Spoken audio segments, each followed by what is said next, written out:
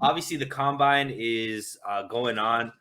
I don't know how much you were able to pay attention to it, because I know you got your evenings are booked up, but just from the numbers, right? The wide receivers ran yesterday, and it seemed like I don't know what they're putting in the Gatorade over there. The wide receivers were just like the fastest wide receivers ever in the history of all wide receivers. So either one, the numbers are wrong, or two, these guys are just super fast. But 49ers Twitter went off because everybody got excited about what would one of these burners do, part of this 49ers offense. And obviously the name that a lot of people are tying to the 49ers is Christian Watson because of his relationship with Trey Lance, as well as, him just fitting kind of the prototypical 49er type receiver that could block, and then, also catch the ball. But his 40 time was very fast, so people got even more excited. So with you, Jose, knowing the team the way that you know it, should the 49ers be targeting a wide receiver? Because most likely one of these top wide receivers they'd have to pick with, their second pick. I'm personally always of the sense of take best player available in the draft. Don't overthink it. Don't think about need or anything, which, wide receiver is not a need. So, okay, if you have a best player available, that's a wide receiver. That's something to consider. However, I think you could still get a decent receiver later on after that second round pick of, pick 61, I believe, right? Yeah. 64, so, whatever it is. As of now. Yeah. So I if there's someone like, I gotta have him, then all means, I just feel like there's more priority. And I know it's kind of a little bit of a contradiction here. It's like, okay, best player available, but need, but I just think because you still can get a decent wide receiver later. And especially since you already have Deebo Samuel still needs to get paid. But Brandon Ayuk and George Kittle, hopefully, who becomes more relevant in the passing game. And then John Jennings. So you already have a good core there. I don't think it would be too much worth to invest in a second round pick. Personally, I would just try to see if maybe there's someone worth it on the offensive line in the second round pick, maybe even a corner, even though, a corner gets overblown. But ultimately, I just can't help but think about offensive line too much with early rounds because you kind of almost need to reach a little bit in a sense because the offensive line group, like we talked last time, it's, man, do you trust the 49ers, first of all, going offensive line like that? And then you just need more depth in terms of center. How's Mike McGlinchey going to respond? Is Daniel Brunskill? Do you really want to run Daniel Brunskill out there again? Lakeland Tomlinson might be on the way out. There's a lot to unhinge here, but personally, I would rather you wait later and look for someone who's particularly a speed demon, a vertical threat, because one thing that the 49ers are going to gain this new season with Trey Lance is pushing the ball downfield. That's going to be beautiful to seeing those bombs downfield. And that's not something, not to say Samuel or Kittle or Ayuk can't excel at, but you want someone who that's their specialty. Someone that like, hey, the defense is going to honor this guy. So let's run him downfield and let's just see what Lance can do and unlock him. Yeah, I mean, I tend to lean with the way you are thinking, not only because of the weapons that the 49ers have, but also the style of offense that they run. It's not a pass first team. It's always going to be a run first team. But let's talk through, I guess, the thought process, because it is something that's gaining a lot of steam as far as the fan base.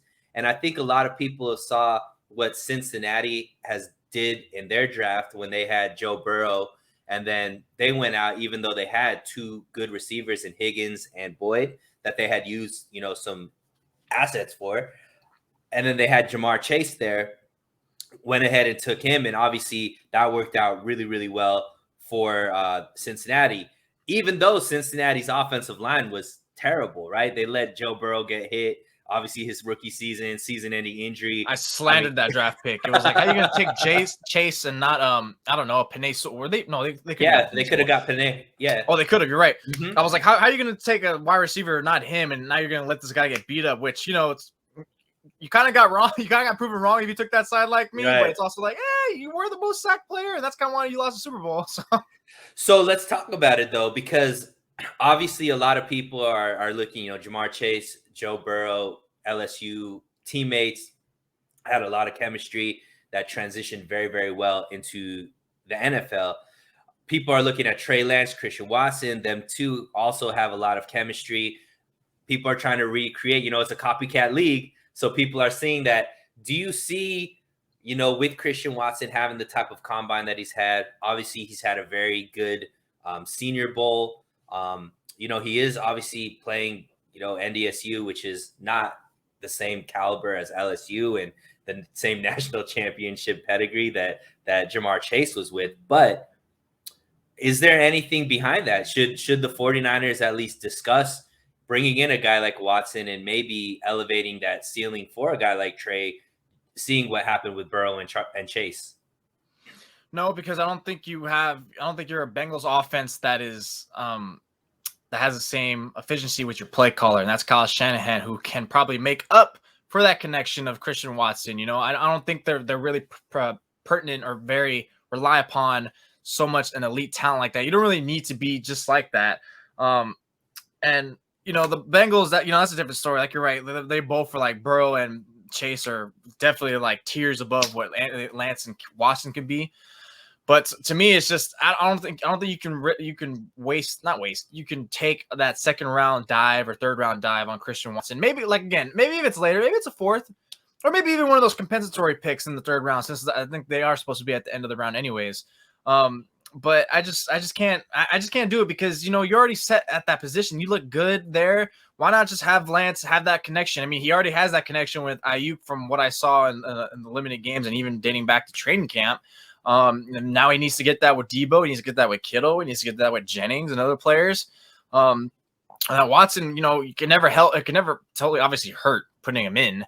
But I just don't see it. I just don't see the 49ers actually pulling that trigger, and nor would I actually care for that move if the 49ers is something I would support. You're just better off just investing in the offensive line, because what's good as a wide receiver if you're going to be under pressure the whole time? I know Lance can move, but hey, I mean, we just saw the best of both worlds with the Bengals, where it's like, great, our lows are lows with getting pressured and sacked, but man, we can really see this guy light it up with Chase. So to me, it's like, it's great in theory. It wouldn't be bad, but I'd rather I'm always going to be first, build in the trends and solidify that first, especially when you're already good in the skill position, especially when you have a play caller like Kyle Shanahan, who can pretty much get you a similar connection with Watson with all the other guys. Yeah.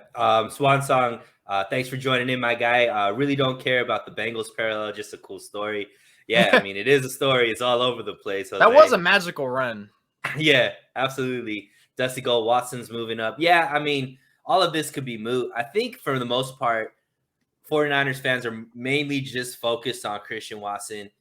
It's either him or, kind of think a lot of people would feel like any other player with that second round pick would be, not the best pick.